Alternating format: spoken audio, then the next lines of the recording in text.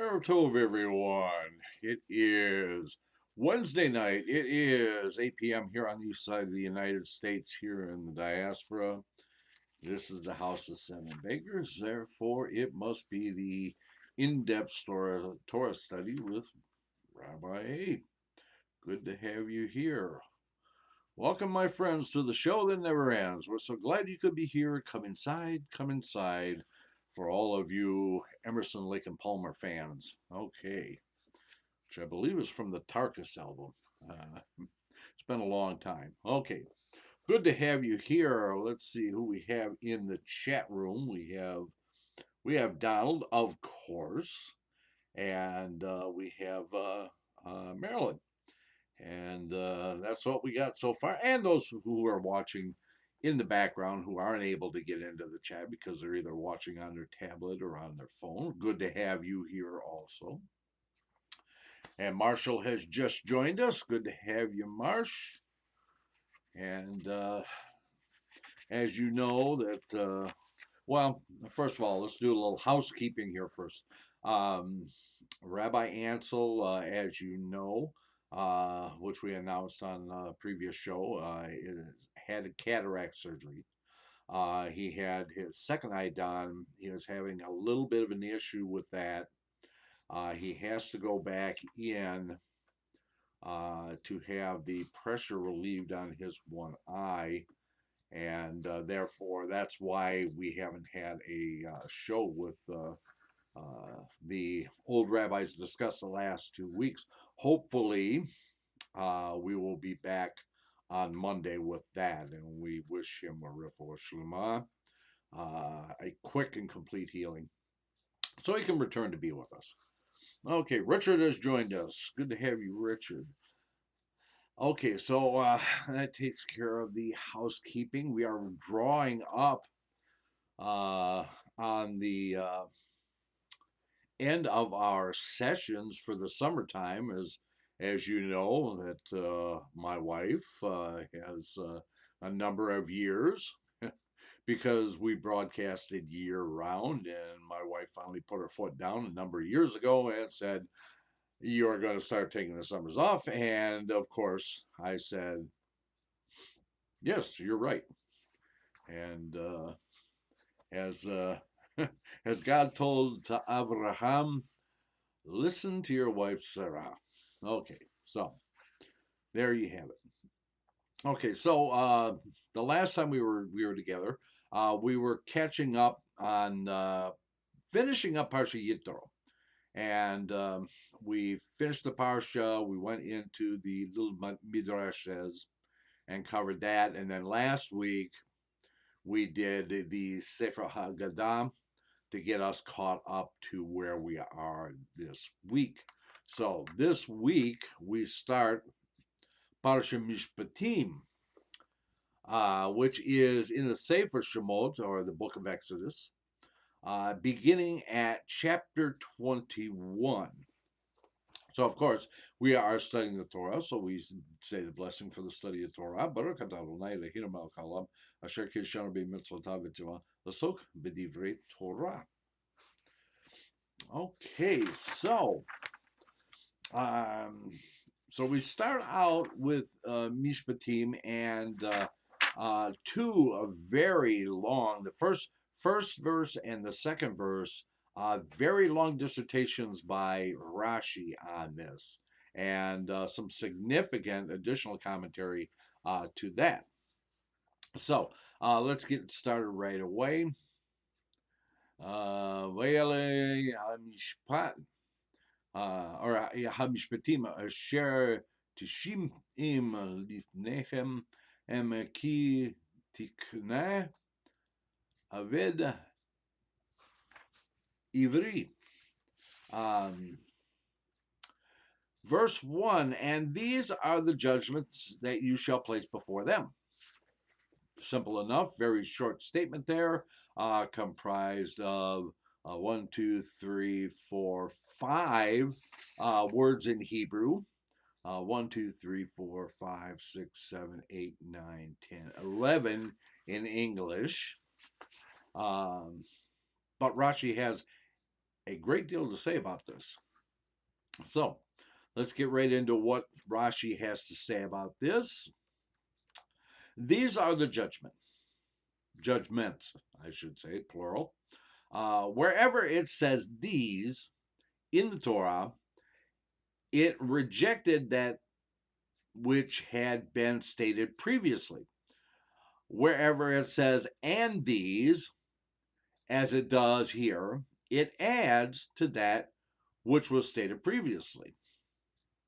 Thus, and these of this verse implies, just as those which have been stated previously, the Ten Commandments from Har Sinai, to those which have been stated previous, or Har Sinai, so too these commandments that the Torah is about to state are from Sinai.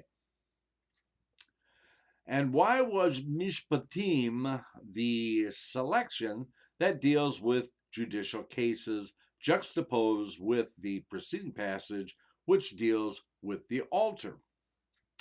To tell you that you should place the Sanhedrin adjacent to the Beit HaMikdash. You shall place before them the Holy One, blessed is he, said to Moshe, it should not occur to you to say, I shall teach them the chapters and the law 2 or 3 times until it is set in order in their mouths according to its format, i.e., until they have memorized it. Kind of like we do with the Talmud. Anybody who was young and studied Talmud remembers the memorization, the repeating of the passages. Anyway, until they have memorized it. But I shall not trouble myself to make them understand the reasons of the matter and its explanation. Therefore, it says, you shall place before them, like a table that is set and prepared to be eaten from, is placed before a person. Before them, just catching up on the chat room, but not before non-Jews.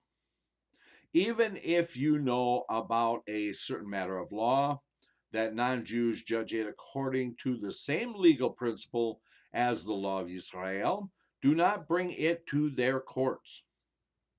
For one who brings legal matters of Israel before non-Jews desecrates the name of God and accords esteem to the idol's name, the attributing importance to it. As it says, for their rocks, their gods, is not like our rock, our God.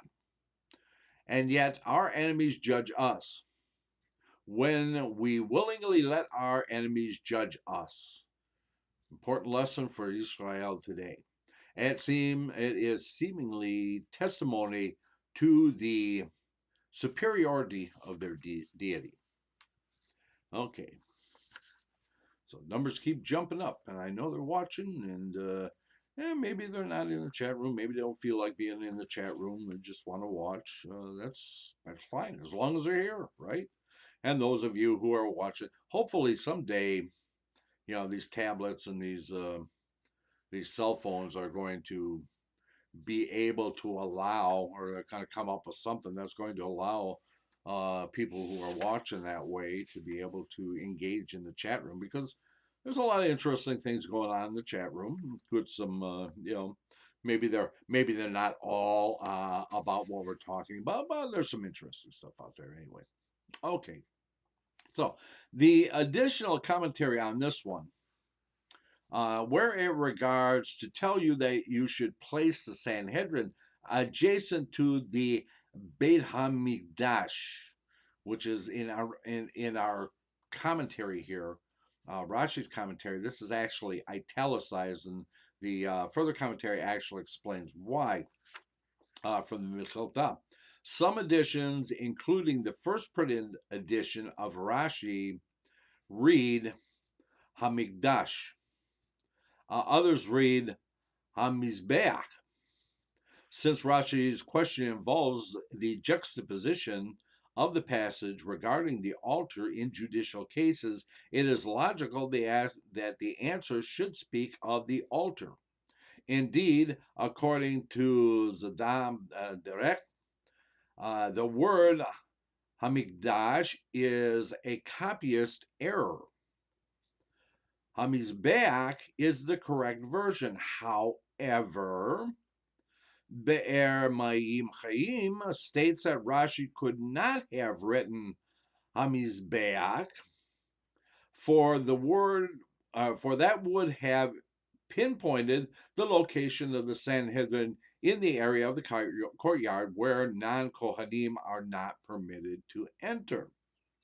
By writing Hamikdash, Rashi means in the temple environs, in the temple precincts. The area that includes the entire courtyard, even those areas that non-Kohanim are permitted to enter. Okay, further commentary on this, if I can find the next one, is here somewhere. It is here somewhere. Okay. Okay. I shall teach them the chapter and the law 2 or 3 times. Again, that memorizing it. The further commentary says chapters refers to the text of the written Torah, and law refers to the additional points of the oral Torah. Continuing on.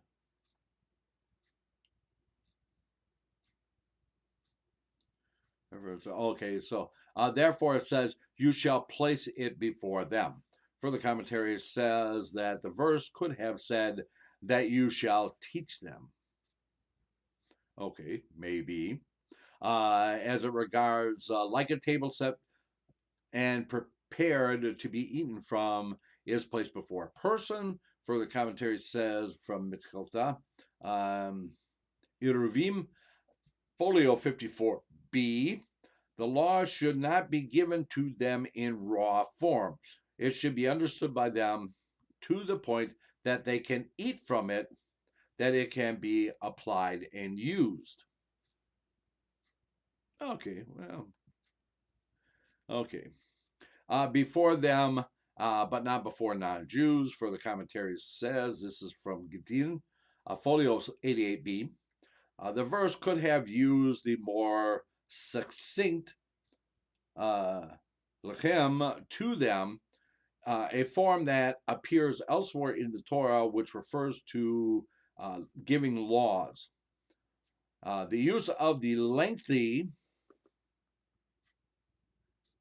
livnechem before them implies appearance before a court, them being the judges.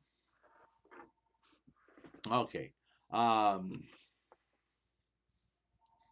As it regards, the court's esteem, bringing a court before, or bringing a case before a non-Jewish court, and it desecrates the name of God and accords esteem to the idol's name. The further commentary says the text here follows the first printed edition and is the version preferred by Sefer Zikaron. Some editions read Lahashbiha to praise it. Some editions pluralize one or the other of the 2 variant forms, either, whatever. Okay. On to verse 2. Again, short verse. Simcha has joined us. Good to have you, Simcha. Okay. You're not that late, really. Okay, verse 2. When you will buy a Hebrew servant, he shall work for 6 years, and in the 7th year he shall go to freedom without charge. Okay. Rashi goes on to say, when you will buy a Hebrew servant, this means a servant who is a Hebrew. Or perhaps this is incorrect, and the verse means only a slave belonging to a Hebrew. that is a Canaanite slave brought from an Israelite. And about him, the Canaanite slave, it says, 6 years shall he work. If so, to what do I apply the verse, and you shall bequeath them? Perhaps I may apply it to one who was bought from a non-Jew. But a Canaanite slave who was bought from an Israelite should go free at the end of 6 years. To teach us otherwise, the Torah says, when your brother, the Hebrew man or the Hebrew woman, will be sold to you, he shall serve you for 6 years. And on the 7th year, you shall set him free. Conclude from the verse that I did not say that a slave is freed at the end of 6 years, except with regard to a slave who is your brother, i.e., an Israelite, who is in your service. So usually people only go into service, slavery, or indentured slavery because they were either sentenced by the court, which is probably the most often way that actually happens, or they had become destitute, and rather than starve, they sold themselves into slavery. Going on, when you will buy from the hand of the court who sold him, the Hebrew servant under discussion is for theft. And it says, if he does not have money to pay for that which he has stolen, he will be sold for his theft. Or perhaps this is incorrect, and the verse speaks only of with regard to one who sells himself because of abject poverty. But if the court sold him, he should not go free at the end of 6 years. This argument can be refuted as follows. When it says, when your brother will be poverty stricken with you and be sold to you, you can see that one who sells himself because of his abject poverty has been discussed. If so, to what do I apply the phrase, you will buy? I'd apply to one who is sold by the court. To freedom. This word is a noun that is synonymous with lechirut, to freedom, or toward freedom, to or toward. Anyway, so let's go back and see what the further commentary says on this.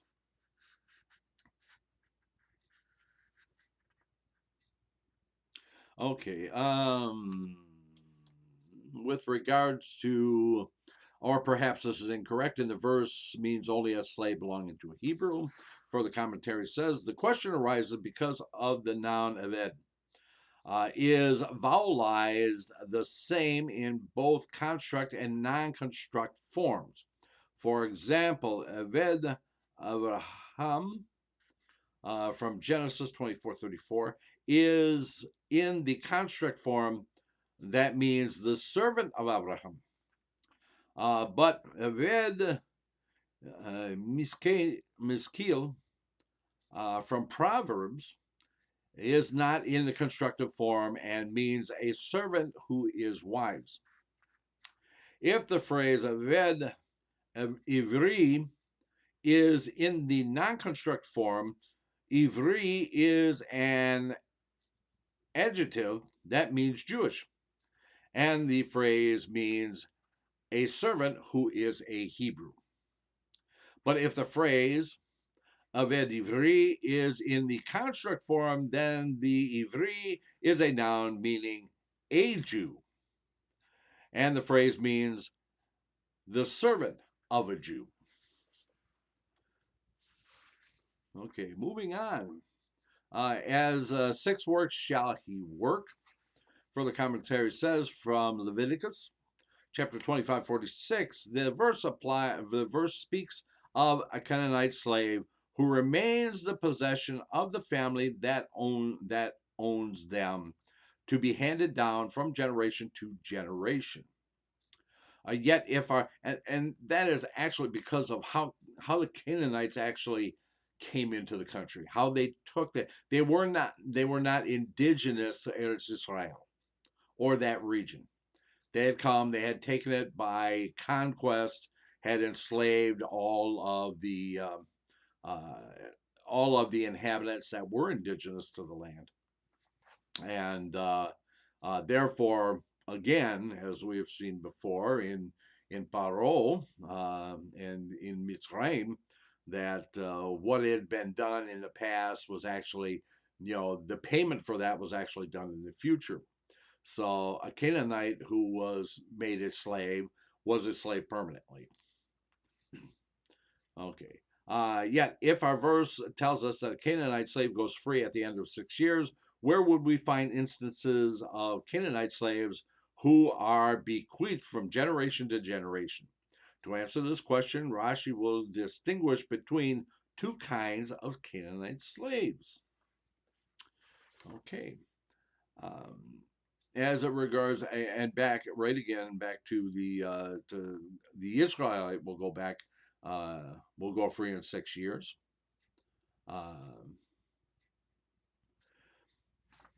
It could be argued that the verse regarding the Canaanite slave being bequeathed to one's heirs applies to a slave who was purchased from a non-Jew, while the verse regarding a Canaanite slave going free at the end of 6 years applies to a slave who was purchased from the Israelite. Rashi will actually negate that when he gets further in.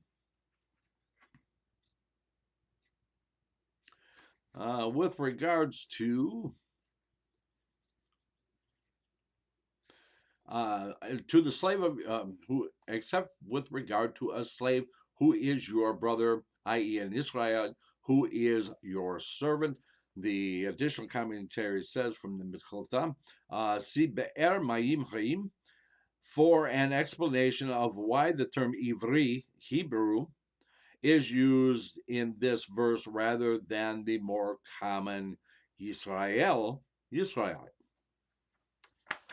So I guess we'll have to wait there until we actually get there. Okay. Continuing on, your brother. Okay. So where it says, when your brother who will be poverty stricken with you and be sold to you. Again, it's a reference to Leviticus 39, excuse me. And you can see that one who sells himself because of his abject poverty has been discussed. Further commentary on that one says, this passage in Leviticus states explicitly that it is dealing with one who sells himself because of abject poverty. It stands to reason that if a different book of the Torah discusses the law of a servant, it is talking about a different sort of servant. It is generally only the book of Deuteronomy that the Torah returns to the subject discussed earlier. Interesting. Okay.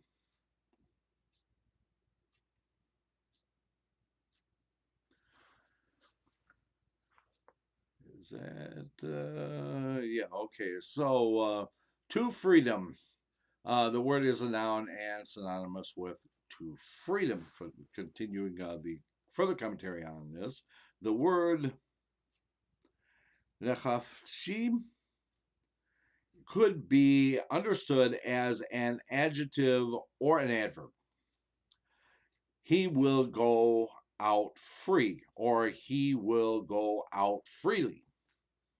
The yud at the end of the word points in the direction that is often indicated as an adjective or as an adverb. The lamed prefix, however, indicates that the chafshim should be understood as a noun, freedom. Okay. Moving on. Regina has joined us. Regina, good to have you. Okay. The study of Torah gives rest to the mind. Okay, so those of you who come here and study with us often, you probably feel pretty relaxed by the time we finish. And Regina can tell you from firsthand experience that this is very true. Okay, we had a discussion about this once before, so moving on though. And just for those who are just catching up, we are in the Sefer Shemot, or the book of Exodus, and we are on Parsha Mishpatim, right at the beginning of chapter 21. Okay, now verse 3, if he shall come alone, he shall go out alone.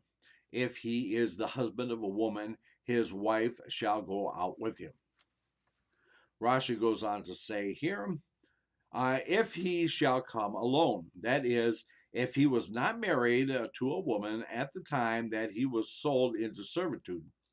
This word is to be understood as it is rendered by Targum Onkelos, if by himself. The term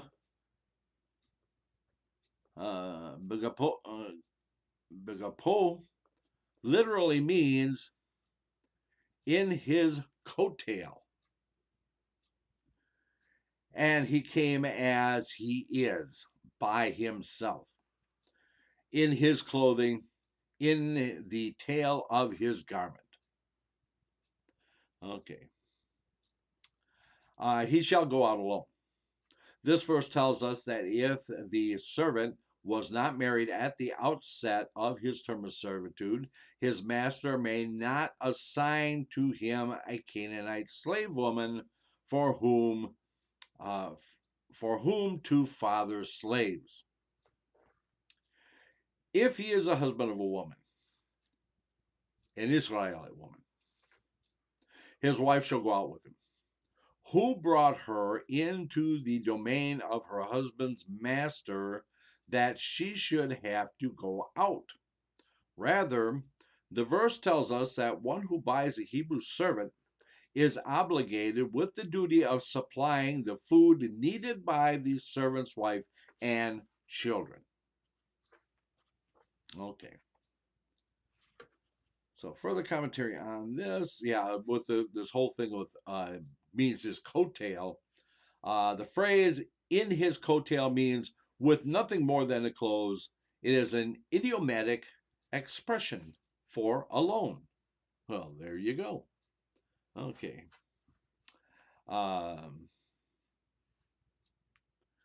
With regard to an Israelite woman from the Mechilta, that is, the phrase alludes to one who was his wife when he entered into servitude, not to the slave woman assigned by his master. And the wife and the children, the servant's wife and the children, being provided for.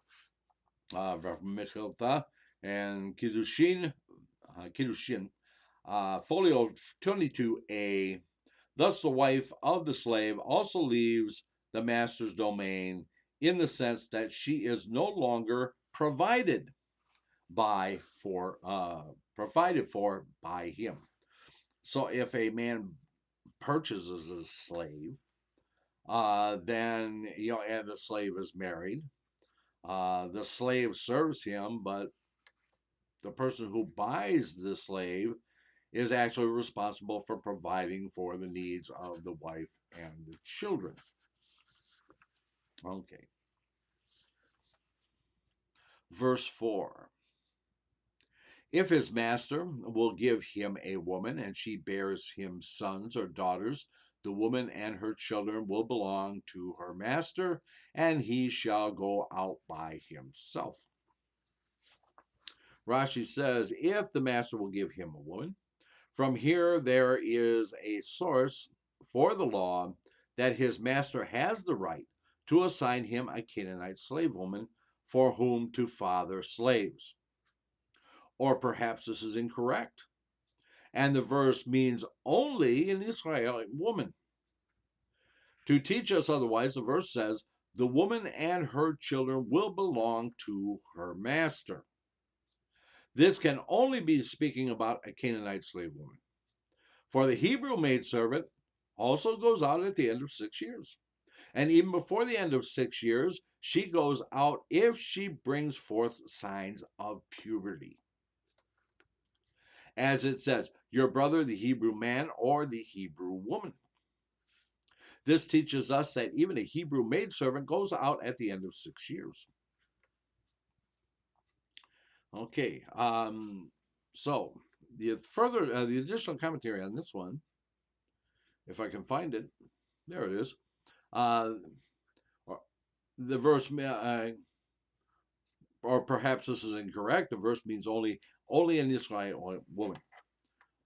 The further commentary says this is a Jewish handmaid, and the verse would be saying that the master would have the right to give his Jewish male servant a Jewish female servant, which we know cannot happen.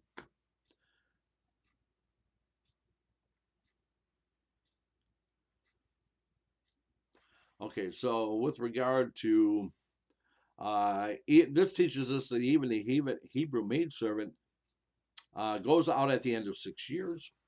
Further commentary on this one says, thus, the state of the woman and the children belonging to the master described in the verse cannot arise in the case of a Hebrew handmaid. The woman referred to in this case can only be a Canaanite slave woman who remains the property of her master.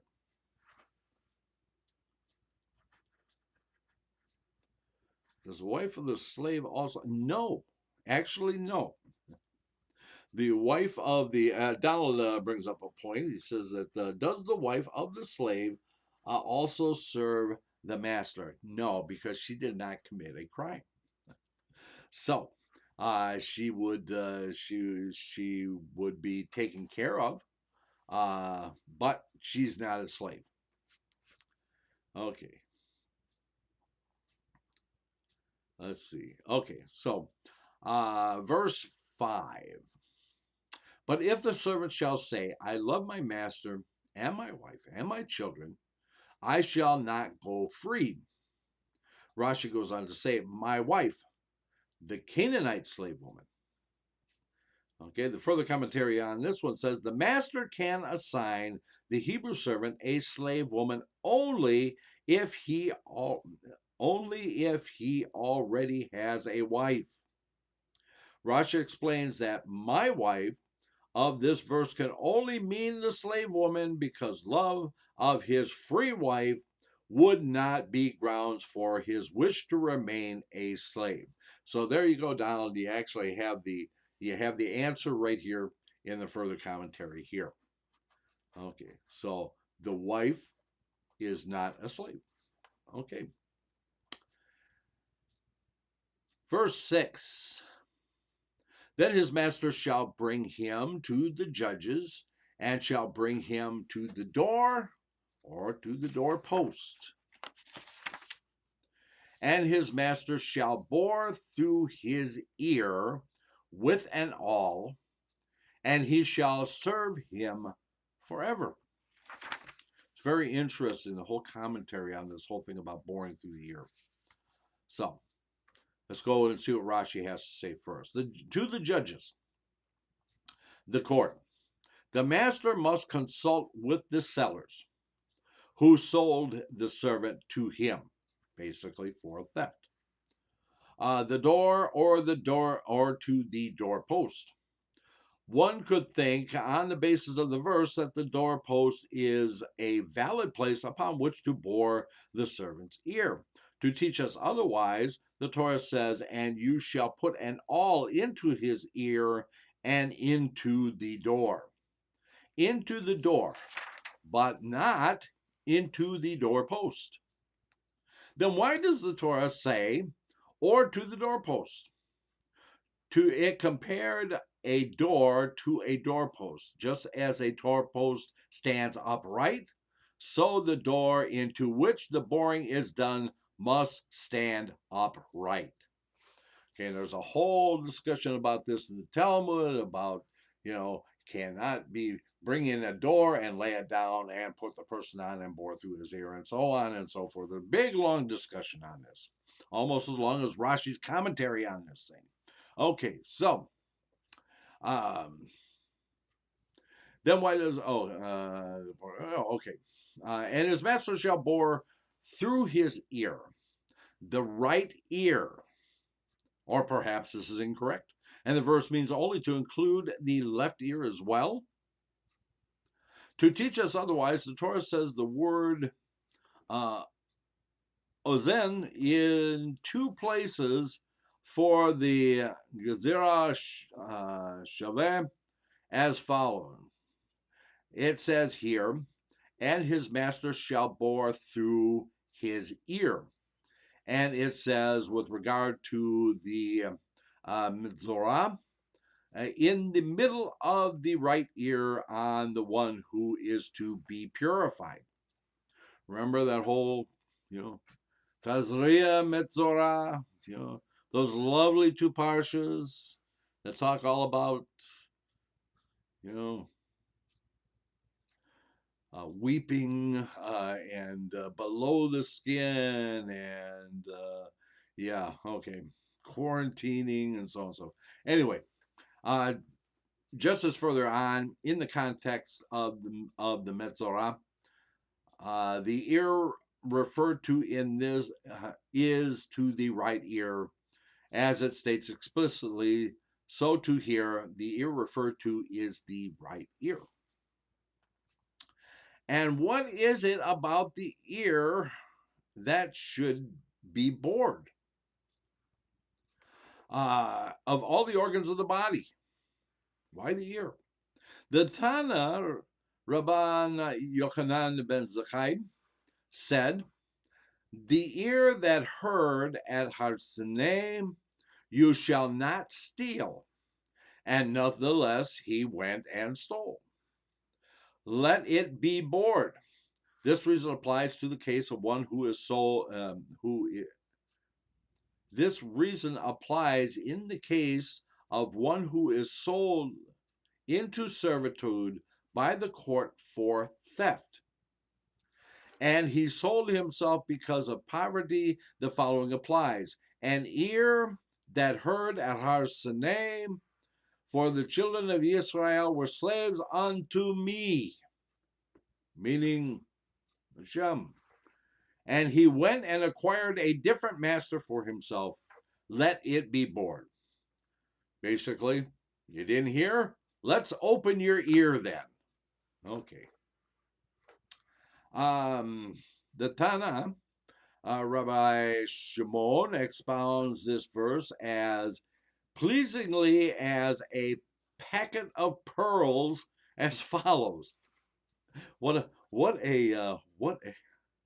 a great turn of phrase, huh? As pleasing as a packet of pearls as follows. What makes a door and a doorpost unique among all the furnishings in the house that they should be involved in this commandment? The Holy One, blessed is he, said, the door and the doorposts that were witnesses in Mitzrayim, when I skipped over the lintel and the two doorposts that the Israelites had daubed with the blood of the Korban Pesach, and I said, for the children of Israel are slaves unto me, implying they are slaves and not slaves of slaves. Despite this person who wants to extend his term of servitude went and acquired a different master for himself.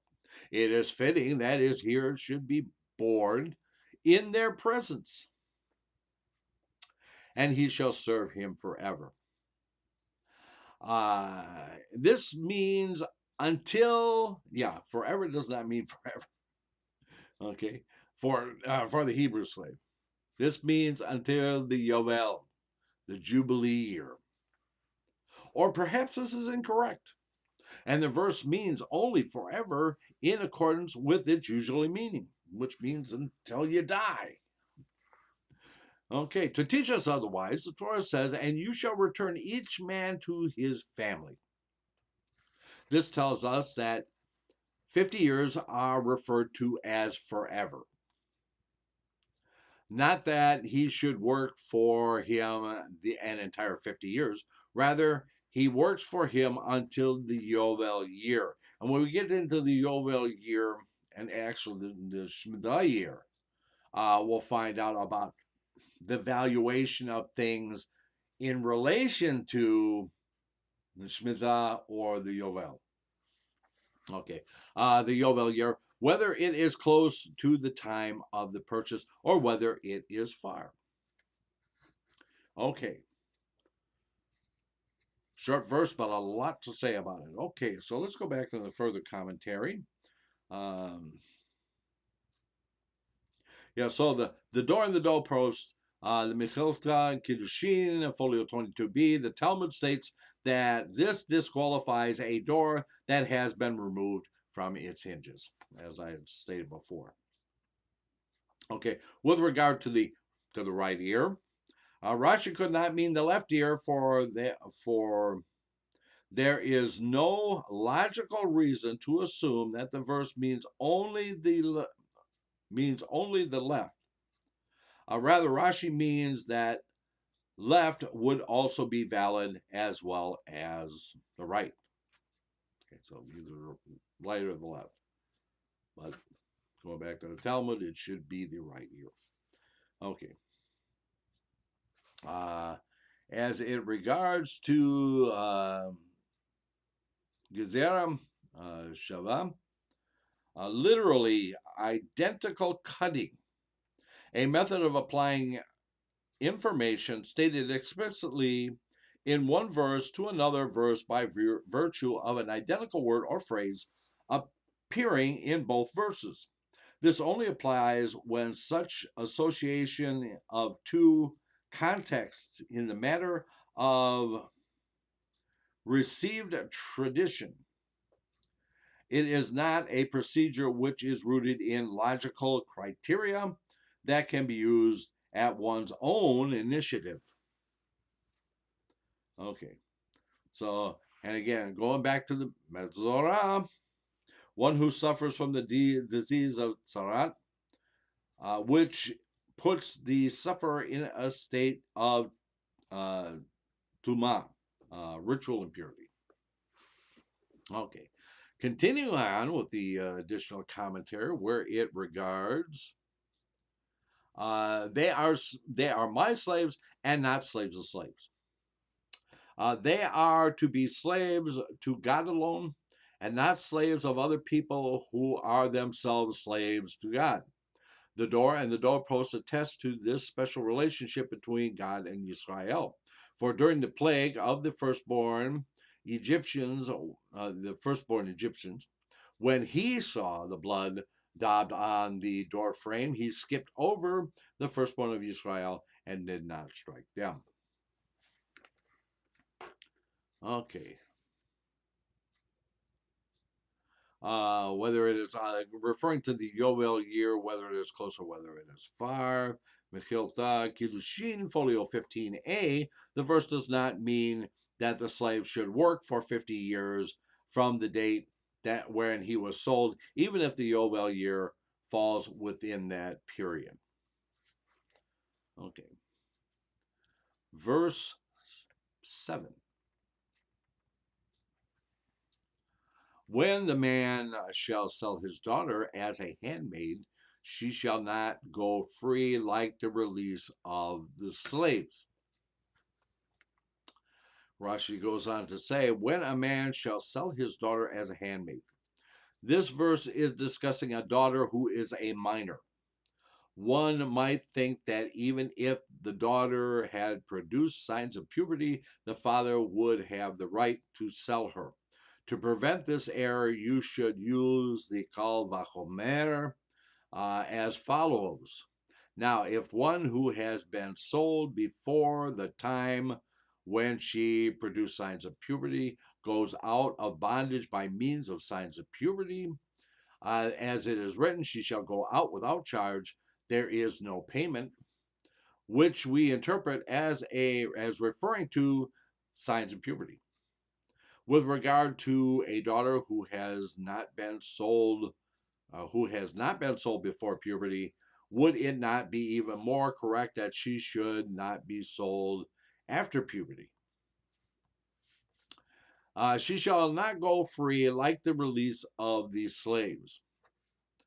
That is, not like the release of Canaanite slaves who goes free through the loss of a tooth or an eye.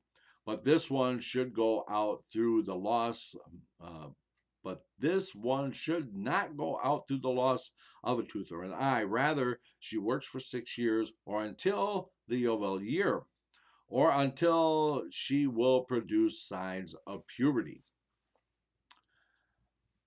And whichever of these comes first, the first for her freedom. But if the master inflicts injury to her eye or tooth, he gives her the value of her eye and the value of her tooth as compensation. How do you figure that?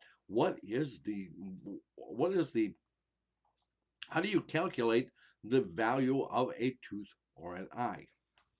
And there's a great discussion, a very long discussion. We'll see if it actually talks about this in here. I don't see it, but maybe in the further commentary. So anyway, yeah, when they talk about an eye for an eye, tooth for a tooth, burn for a burn, yada yada yada yada yada, which has been misinterpreted by many people, does not mean that you burn somebody, the court is going to burn you, because how do you know? How do you know that you burned the person sufficiently and not overburn them or not burn them enough or whatever? So the ruling is that the compensation is based on if a slave were sold in the market, and what would the price of that slave be if it was missing an eye or missing a tooth or had a burn or missing an arm, missing a leg, whatever like that. So whatever the slave is worth in the market, missing those things would be what the compensation would be. So, anyway, the value of the eye or the value of the tooth as compensation. Or perhaps this is incorrect, and the verse only means she shall go free like the release. She shall not go free like the release of the servants, though she had completed the 6 years, or though the coming of the Yovel year, to teach us. Otherwise, the Torah says, when your brother, the Hebrew man or the Hebrew woman, will be sold to you. Through this juxtaposition, the Torah likens the Hebrew maidservant to the Hebrew male servant with regard to all his releases from bondage. Just as a Hebrew male servant goes free through the completion of 6 years and through the coming of the Yovel year, so too the Hebrew maidservant goes free through the completion of 6 years and through the coming of the Yovel year. And what is meant by she shall not go free like the release of the slaves. She should not go free through mutilation of the tips of the limbs, as do the Canaanite slaves.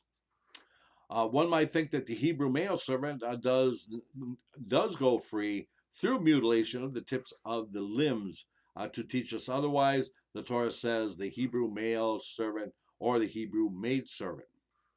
Through this juxtaposition, the Torah likens the Hebrew male servant to the Hebrew maidservant.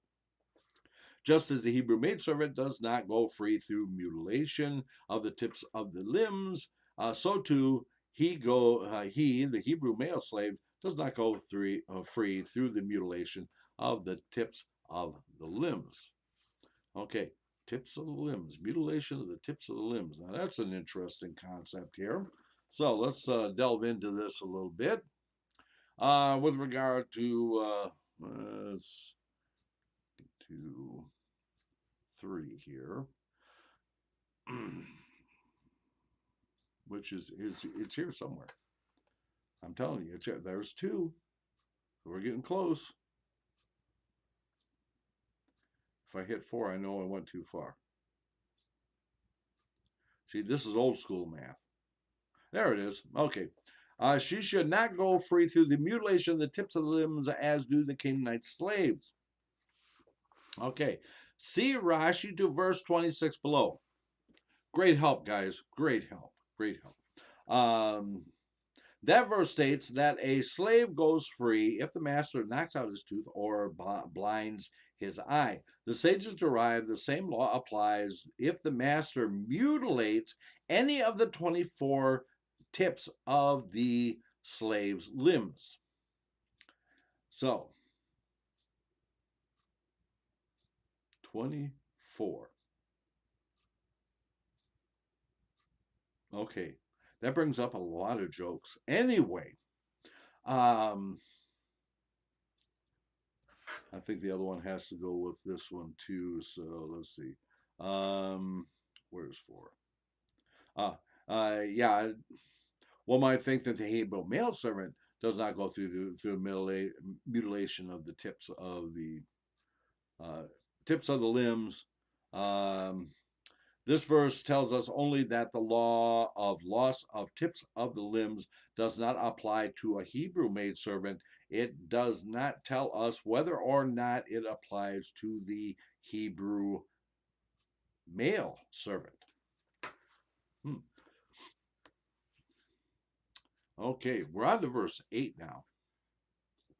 So actually what it's saying, it's not saying here that a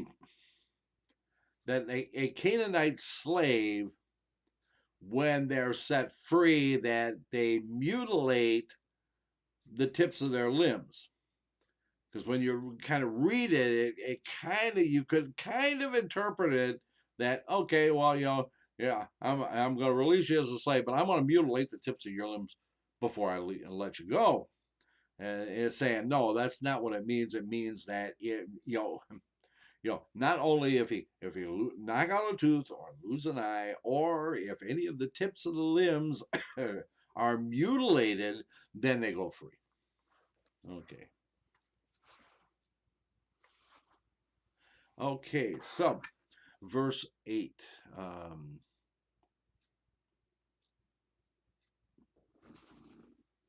Did we not mark verse 8 here? Oh, that's because it's back here, over here. Okay. If she is displeasing, the Hebrew maidservant, handmaid, as I call it in here. If she is displeasing in the eye of her master, that he did not designate her for himself, he shall have her redeemed. He shall not have the authority to sell her to a strange people, and in his betrayal of her. Okay. Man, it's amazing how much commentary there's. I mean, we've kind of, hit places where there's no commentary, few words of commentary, but this one, I mean, we're only 8 verses in, and there's been a tremendous amount of commentary. That's how much importance Rashi actually places on this parsha so far. Okay, so Rashi goes on to say, if she is displeasing in the eyes of her master, in the sense that she did not find favor in his eyes to marry her, that he did not designate her to be a wife, for he should have designated her and married her to be his wife, and the money of her purchase is the money of her kiddushin. Here, the verse hinted to you that it is a mitzvah to terminate the maidservant's bondage through designation as a wife. And it hinted to you that she does not require another act of kiddushin. He shall have her redeemed. That is, he will give her room to be redeemed and to go free. for the master to assist in her redemption fee.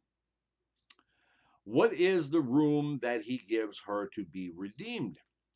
That he deducts from her redemption fee, proportionate to the years that she worked for him, as if she had been hired by him rather than purchased. How is this done? Now, when there he brought her for a name, 100 zuz, and she worked for him for 2 years. We say to him, you knew at the time that you bought her that she was destined to go free at the end of 6 years. It is thus found that you brought the labor of each year for a sixth of a manem, and she worked for you for 2 years. Thus, the value of her labor that she performed is a third of a manem that you paid. Take the remaining 2/3 of the manem for her redemption fee, and she will go free from you. He shall not have the authority to sell her to a strange people. This means that he is not permitted to sell her to another, neither the master nor the father. In his betrayal of her, this verse applies to the master, says, if he comes to betray her by not fulfilling with her the commandment of designation as a wife, and likewise her father is included in the phrase, since he betrayed her and sold her to this one. Okay. Further commentary, lots of further commentary. Okay, so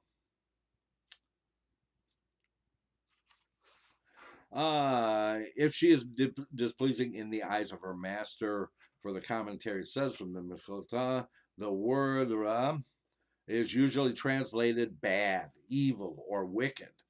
Rashi points out that here the word is not used in its absolute form, but in a relative manner as the absence of finding favor. Okay. Moving on.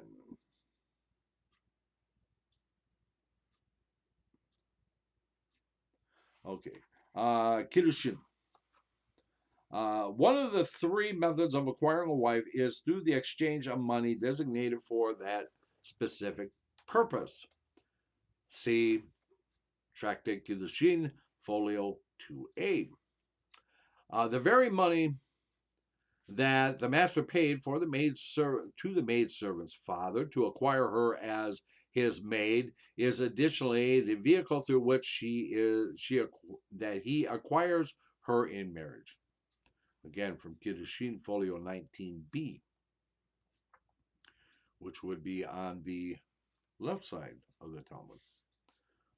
Alternatively, Rashi may have made his comment on the basis of the written form of the word lo, since the verse gives a reason for the master not designating the maidservant to be his wife. Yeah, that is lo. If she, that would be Aramaic. Okay, interesting. If she is displeasing in the eyes of her master, it must be because the master ought to take her and must have good reason for not doing so. Okay.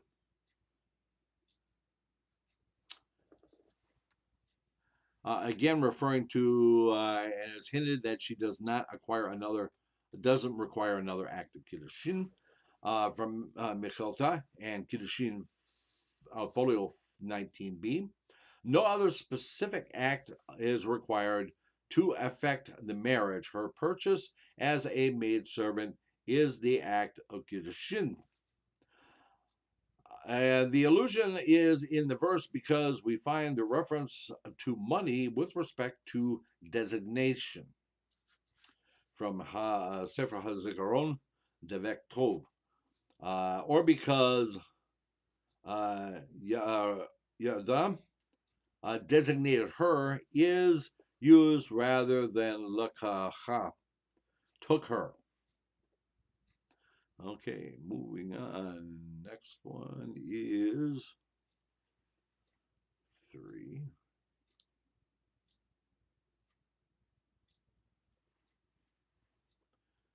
And it is here. Okay. As if he were hired by, she were hired by him rather than purchased. Further commentary says, by rights, the Hebrew maidservant should not be allowed to be redeemed without the master's consent at all. 4. In the sense, she is his property. If she is to be redeemed, it would be expected that he should receive the full price that he paid as compensation for the loss of his property. The Torah says that neither of the above is the case. She is allowed to leave as long as she compensates the owner as if she were originally hired as a hired worker, which is pretty much the way.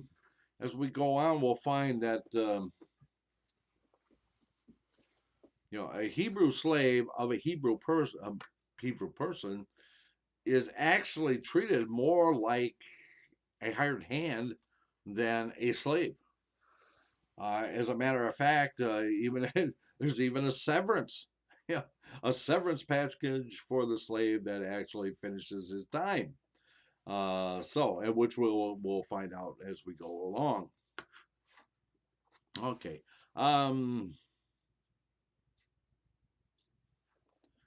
Further commentary. He is not permitted to sell her to another, meaning the master, or as they're saying that neither the master nor the father. The word nari,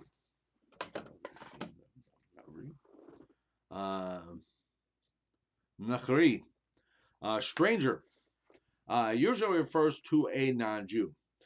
Here, however, Rashi, based on Kiddushin in the folio 19a, interprets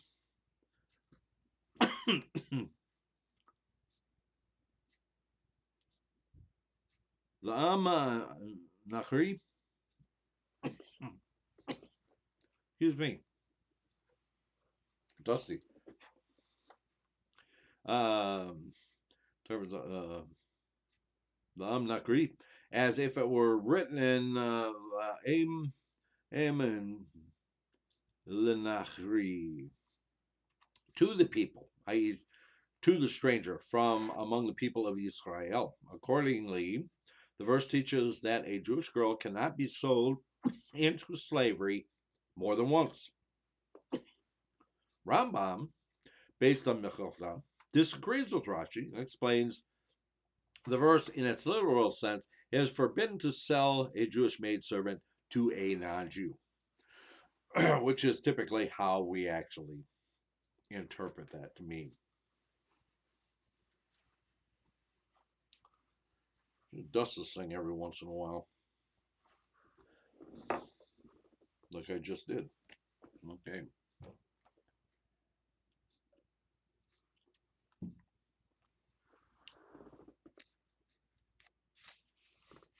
Okay, neither the master nor the father. Further commentary says from Kiddushin folio 18a, he refers to both the master and the father.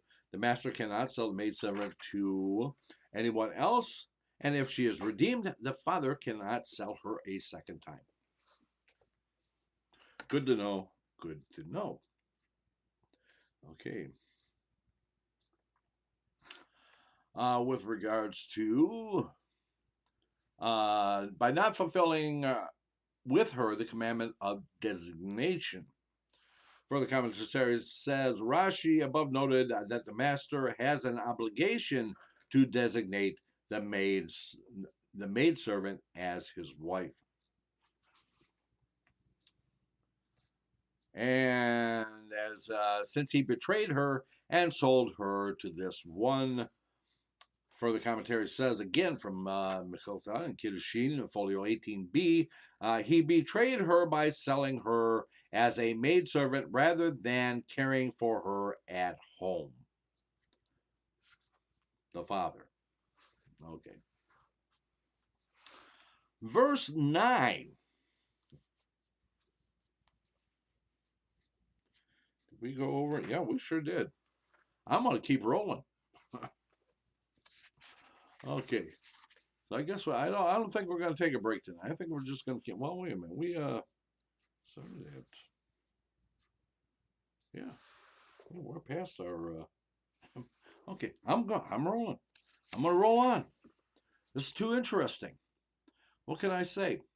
If he will designate her for his son, he shall deal with her according to the law of the young woman. Rashi goes on to say, if he will designate her to his son, the master, the verse teaches us that the master's son too can stand in his stead to designate her as his wife, if his father consents, the master. And he is not required to marry her through another act of Kiddushin, because it's already been paid. Rather, he merely says to her, behold, you are designated to me as a wife through the money your father received from my father as your price. According to the law of the young woman, the obligations of a husband has to his wife: food, clothing, and time. Okay. Further commentary on this one says, if he will designate her to his son, the master. Further commentary says, he could have been understood as referring to the maidservant's father. The verse would have said that if the master's son were to take the maidservant as his wife, he would require formal consent of her father. But if the father will designate her to the master's son. Okay. Food. Okay. That's about it. The rest of the further commentary is just referencing back to referencing to other sections of the Talmud and so on. Verse 10. If he shall take another to him, her food, her clothing, or her time, he shall not decrease. Rashi goes on to say, if he shall take another to him, in addition to her, her food, her clothing, or her time, he shall not decrease. That is from the wife who was originally a maidservant, whom he had already designated as his wife. Her food, this means her nourishment, of course. Her clothing, this term is to be understood according to its simple meaning, her covering, i.e. her clothing. Her time, this means marital relations. Okay, so with regard to if he shall take another to him in addition to her, Mechilta, the verse is not saying that he should not decrease the food, clothing, and time that are due the second wife. The word decrease would be inappropriate if this were the case, for it would then imply decreasing the amount which had already been given. So it has to apply to the one who was previously the maidservant, who was previously designated.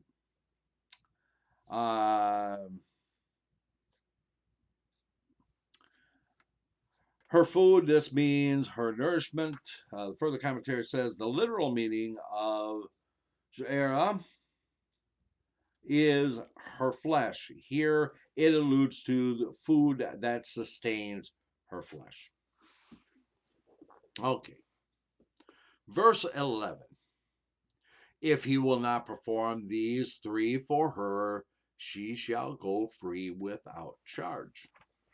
Now you think that is a fairly simple, straightforward sentence. Well, actually, without payment is the rest of it. Okay. Well, Rashi devotes an entire page to it. If he will not perform these things, the three things for her, that is, if he will not perform any one of these three things for her, what are these three? He will designate her to himself as a wife, or his son, or he will deduct from her redemption fee, and she will thereby go free. And this one, the master did not designate her to himself, nor to his son, and she did not have the capability to redeem herself. She shall go free without charge.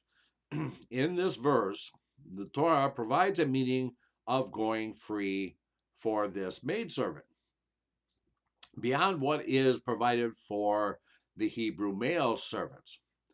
And that is the additional going free referred to in this verse. It teaches us that she should go free through the appearance of signs of puberty.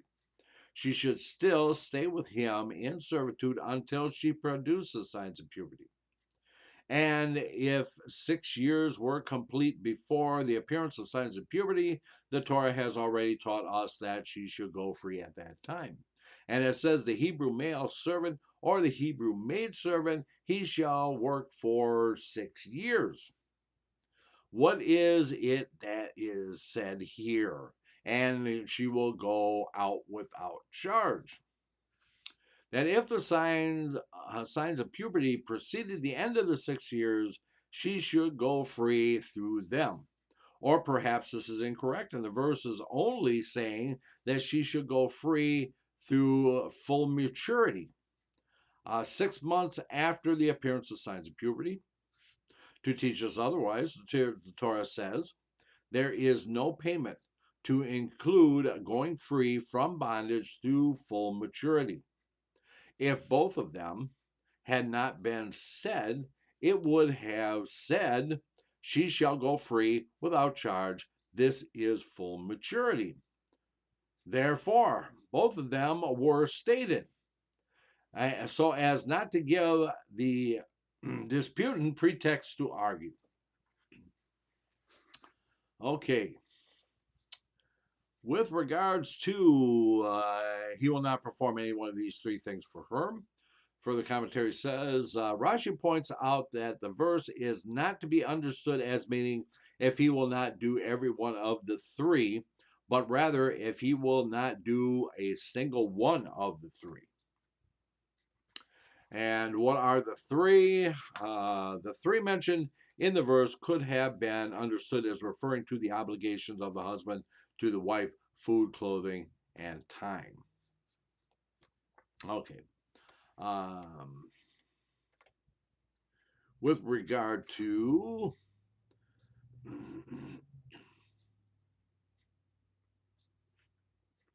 it's here somewhere.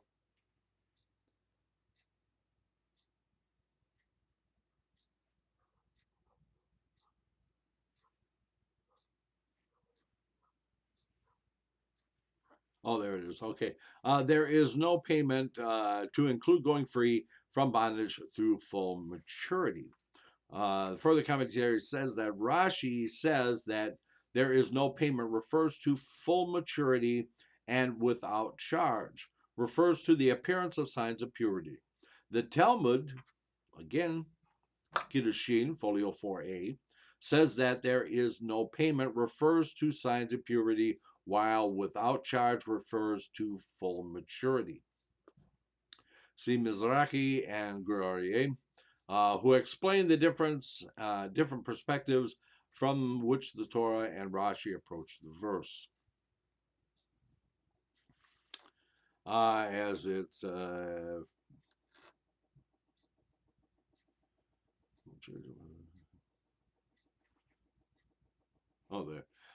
If both of them had not been said. Okay, the further commentary says this means the laws of going out through the appearance of signs of puberty and going out through full maturity.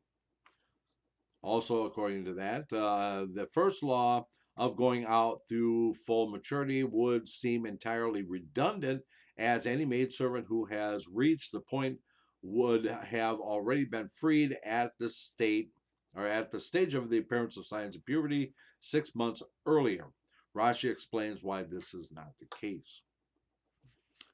With regards to she shall go free without charge, this is full maturity. Further commentary says, given but one phrase, it would apply to full maturity rather than to the appearance of signs of maturity. For I could derive from the verse only the minimum deprivation of the master's right to the maidservant's labor, if she were to go free at full maturity rather than at the appearance of signs of puberty. She would work for an additional 6 months for her master.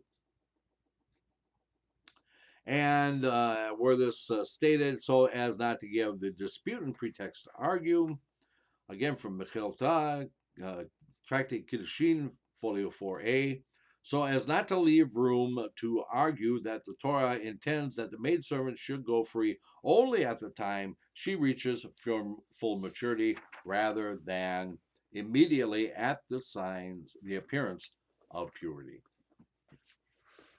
Okay. Verse 12.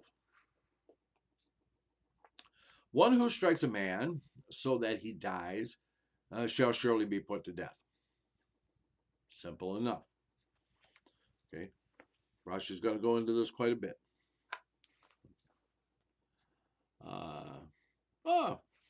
Reb Moshe is here. Outstanding. Good to see you. We're just talking about his new motorcycle tires. It's really good to hear, because he needed them badly. Okay, so verse 12, Rashi goes on to say, one who strikes a man so that he dies. Many seemingly redundant verses were stated in the passage about murderers.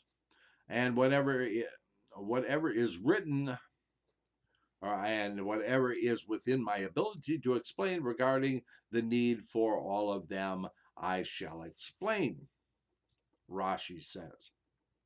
One who strikes a man so that he dies. Why was this verse stated? Since it says, and when a man will strike any human soul, he shall surely be put to death. I might understand that striking, even without causing death, is punishable by death. To teach us otherwise, the Torah says here, one who strikes a man so that he dies shall be put to death. This verse makes it clear that he is only liable to the death penalty for striking that causes death. And if he had said the verse, one who strikes a man, but had not said the verse, and when a man will strike, I would have said that he is not liable to the death penalty unless he struck an adult male, as is implied by the word ish.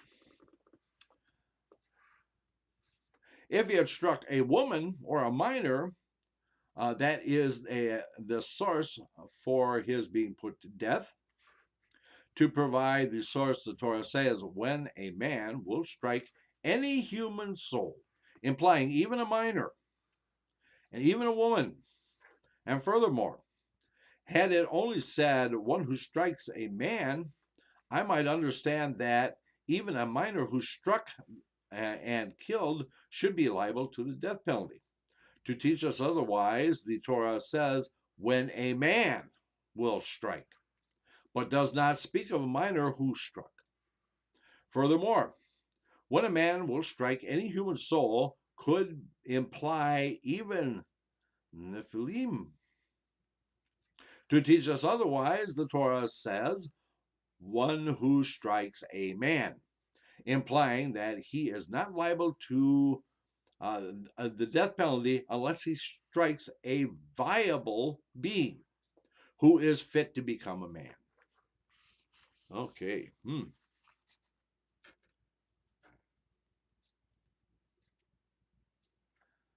Okay, so see what further commentary we have on that one.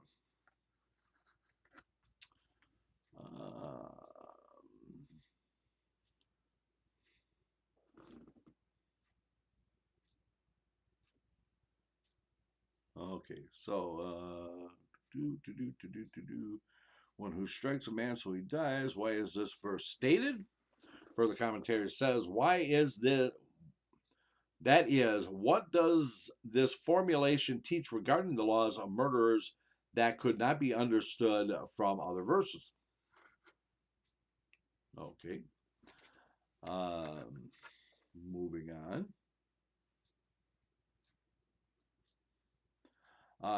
Understand the striking even without causing death is punishable by death. Further commentary says, since the verse in Leviticus does not mention death, it could be interpreted as applying the death penalty to one who strikes another, even if the victim did not die.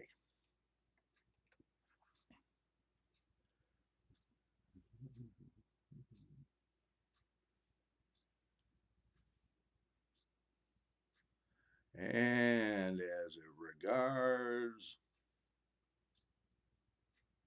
my goodness,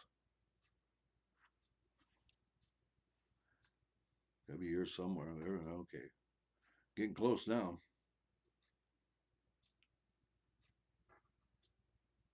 Man,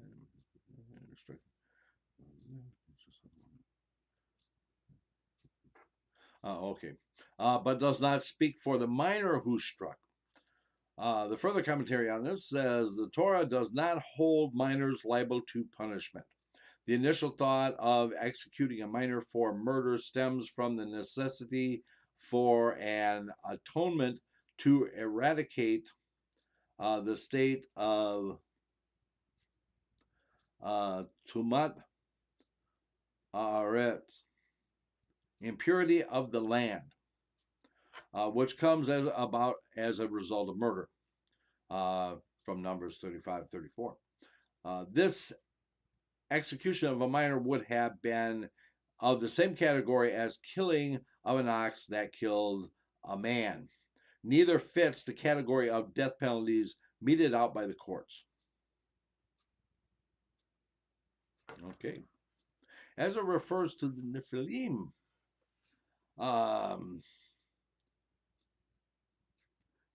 are fetuses or newborn infants who clearly cannot survive for 30 days after birth. Any human soul could be interpreted as applying the death penalty even to one who kills a Nephil.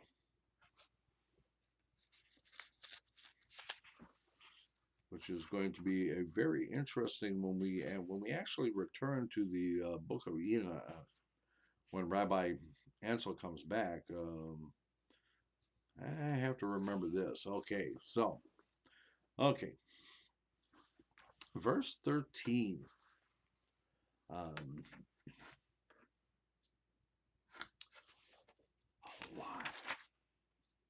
lot. Oh my goodness. We are not going to do verse 13 because there are 4 pages of commentary on it. Okay, and we do not have time. So, Baruch Adonai Elohim Malka Olam Asher Natan Lanu Torah Emet V'Hayu Olam Natan Betochenu Baruch Adonai Noten HaTorah. Okay, so, better put I don't want to lose my place. So, okay, right there. There's where we are. Okay, so